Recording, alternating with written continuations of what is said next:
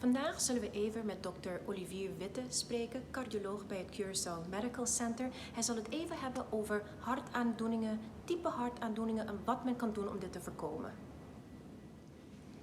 En vertel ons, wat zijn de hartaandoeningen die het meest voorkomen?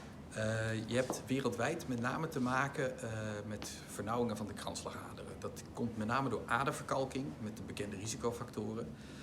Maar ik denk dat het belangrijk is te vermelden dat je hier, dat is eigenlijk meer locatiegebonden, dat je hier last hebt van hoge bloeddruk.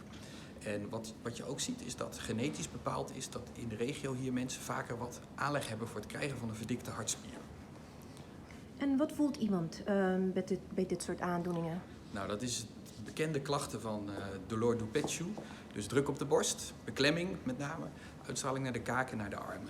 Dat zijn alarmsymptomen. Als je dat hebt, meld je alsjeblieft snel bij de huisarts en het liefst bij de eerste hulp.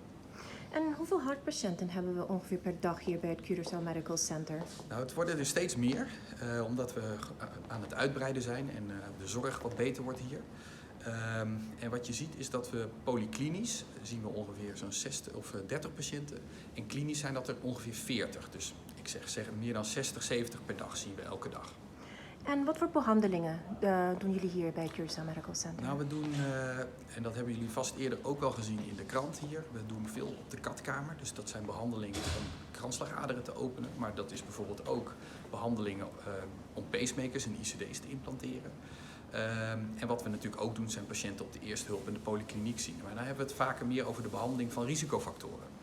Aha, en wie loopt risico eigenlijk op hartaandoeningen? Dat zijn de mensen met, dat is een beetje flauw om te zeggen, verhoogd risicoprofiel noemen we dat dan.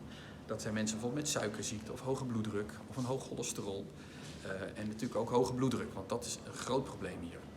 Oké, en wat kunnen ze doen om dit soort aandoeningen te voorkomen? Gezonder eten, gooi de frituurpan weg. Want er wordt veel frituur gegeten hier in het Caribisch gebied.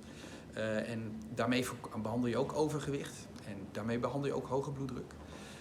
En bewegen. Dus probeer meer rond te lopen, te sporten.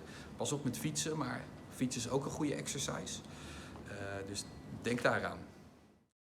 Curaçao Medical Center.